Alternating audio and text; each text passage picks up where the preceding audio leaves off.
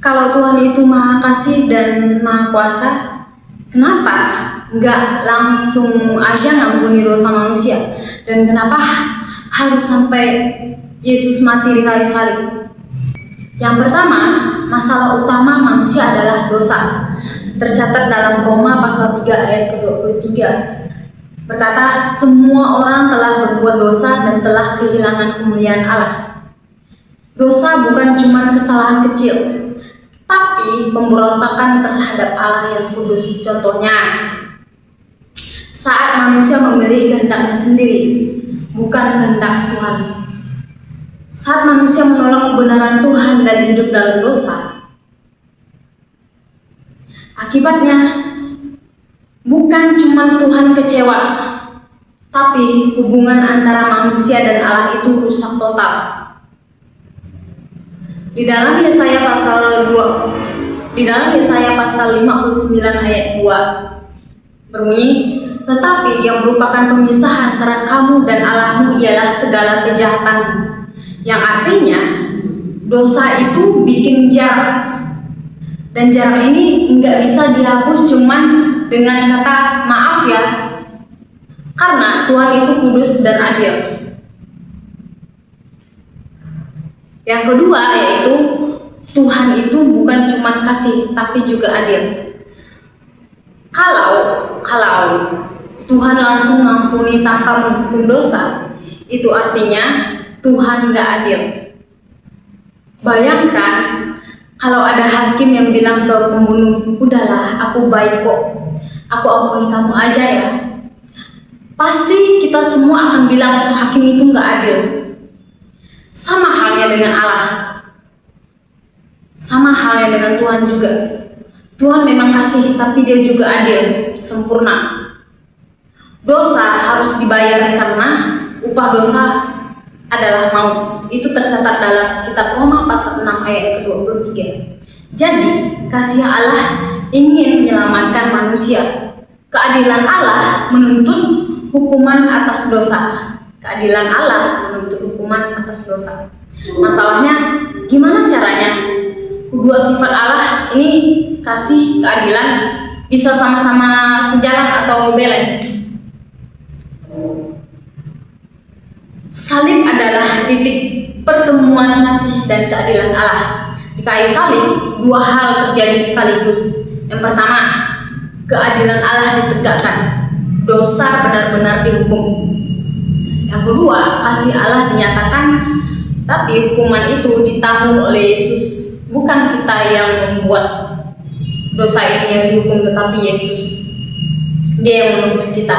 Dalam kitab Roma pasal 3 ayat ke-25 sampai 26 kata, Allah mengutus Kristus Yesus untuk menjadi jalan pendamaian. Melalui kematiannya, Allah menunjukkan bahwa Ia benar-benar adil, supaya Ia tetap adil, tetapi juga menyelamatkan orang yang percaya kepada Yesus.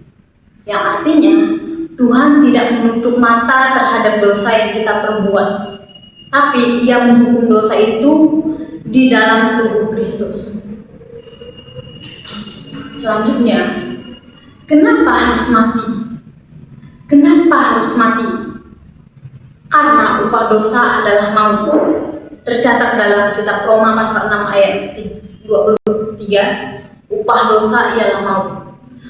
Maut di sini bukan cuma kematian jasmani aja, tapi juga kematian rohani, karena terpisah selamanya dari Allah. Jadi, untuk menebus dosa manusia, harus ada yang mati. Kalau manusia, nggak mungkin. Tapi bukan sembarang kematian aja, harus kematian dari orang yang tanpa dosa. Nah, Ibrani pasal 9 ayat ke-22, tanpa penumpahan darah tidak ada pengampunan dosa. Itulah kenapa Yesus sebagai manusia tanpa dosa, supaya Dia bisa mati menggantikan kita dan darahnya menjadi penebusan bagi semua orang yang percaya, Yesus rela mati bukan karena terpaksa, tapi karena kasih. Yesus tidak dibunuh karena Ia lemah. Ia rela mati dengan sukarela menyerahkan nyawanya. Di dalam kitab Yohanes pasal 10 ayat 18 mencatat, tidak seorang pun mengambil nyawaku daripadaku, melainkan aku memberikannya menurut kehendakku sendiri. Kenapa dia rela? Ini yang menjadi banyak pertanyaan bagi kita. Kenapa Yesus rela? Karena kasih. Jawabannya adalah karena kasih.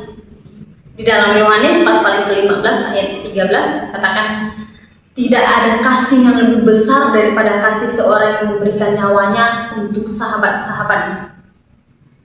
Yesus tahu satu-satunya cara manusia bisa kembali kepada Allah adalah kalau hukuman dosa dibayar, dan hanya Dia yang sanggup melakukannya.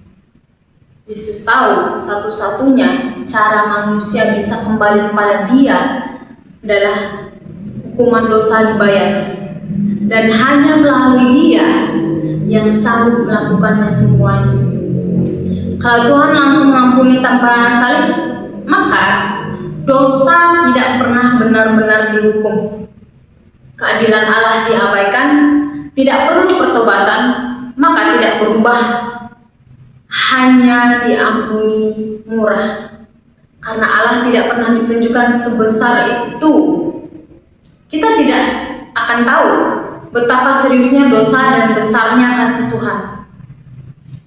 Tapi salib menunjukkan betapa besar dosa manusia dan betapa besar kasih Allah kepada kita, sehingga Ia rela nyawanya diambil, Dia rela mati untuk menebus setiap dosa umat-Nya. Hasil dari kematian Yesus, karena Yesus mati dan bangkit, dosa kita diampuni. Dalam Efesus pasal 1 ayat 7, kita diperdamaikan dengan Allah. Di dalam Roma pasal 5 ayat 10, dan kita punya hidup yang kekal. Itu tercatat dalam setiap kitab-kitab ini. Kita punya hidup yang kekal. Dalam Yohanes pasal 3 ayat ke-16, kita dibebaskan dari kuasa dosa. Kita dibebaskan dari kuasa dosa. Jadi salib bukan tragedi, tapi kemenangan kasih Allah. Kesimpulannya, Tuhan tidak bisa asal ampuni dosa aja, karena Dia adil, tapi karena Dia juga kasih. Dia sendiri datang sebagai manusia, menanggung hukuman itu di tempat kita, supaya kita bisa diampuni dengan cara yang adil dan penuh kasih. Yesus harus mati karena dosa gak bisa dihapus cuma dengan kata maaf. Dosa harus dibayar, dan Yesus rela bayar dengan nyawanya sendiri, supaya aku dan saudara, kita semua bisa hidup bebas dan diampuni.